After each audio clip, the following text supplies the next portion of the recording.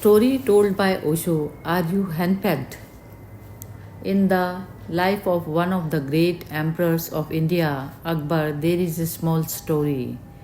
He was very much interested in all kinds of talented people, and from all over India he had collected 9 people, the most talented geniuses, who were known as the 9 jewels of Akbar's court.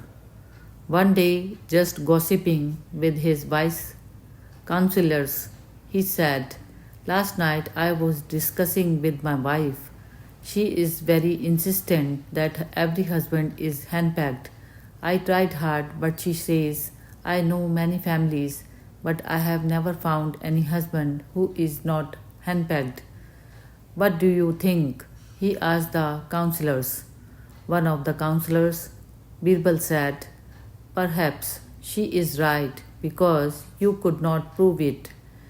You yourself are a henpecked husband, otherwise, you could have given her a good beating, then and there, proving that. Look, here is a husband." He said, "That I cannot do because I have to live with her. It is easy to advise somebody else to beat his wife. Can you beat your wife?" Birbal said, "No, I cannot. I simply accept that I am a henpecked husband and your wife is right." But Akbar said, "It has to be found. In the capital, there must be at least one husband who is not henpecked. There is no rule in the world which has no exception, and this is not a rule at all." So he said to Birbal, "You take my 2 beautiful Arabian horses.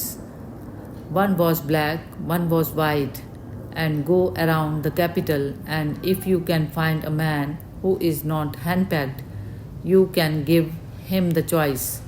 Whichever horse he wants is a present from me." They were valuable. In those days, horses were very valuable, and those were the most beautiful horses. Birbal said, "It is useless, but if you say, I will go." He went, and everybody was found to be henpecked. It was very ordinary. He would just call the person and call his wife and ask, "Are you henpecked or not?" The man would look at the wife and say, "You should have asked when I was alone. This is not right. You will create unnecessary trouble. Just for a horse, I am not going to destroy my life. You take your horses, I don't want any." But one man was sitting in front of his house, and 2 persons were messaging him. He was a wrestler, a champion wrestler, a very strong man. Birbal thought, perhaps this man, he can kill anybody without any weapons. If he can hold your neck, you are finished. Birbal said, "Can I ask you a question?" He said, "Question? What question?" Birbal said, "Are you henpecked?" That man said, "First, let us greet each other, a handshake."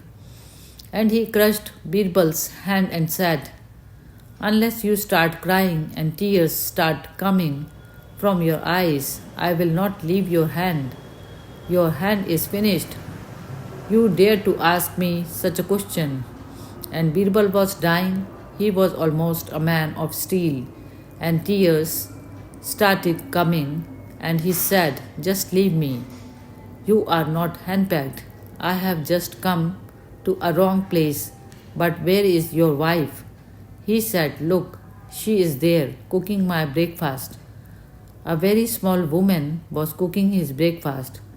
The woman was so small and the man was so big that Birbal said, "There is a possibility that perhaps this man is not henpecked. He will kill this woman." So he said, "Now there is no need to go further into investigation.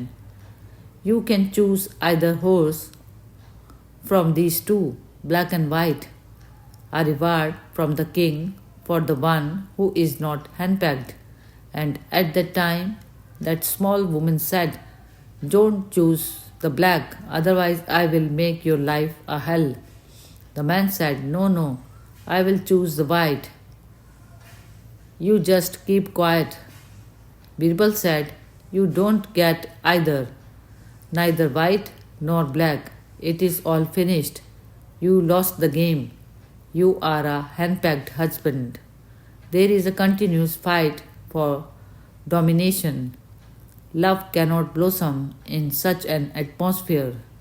The flower of love can blossom only when there is no ego, when there is no effort to dominate, when one is humble, when one is trying not to be somebody but is ready to be nobody. Hari Om Tat Sat.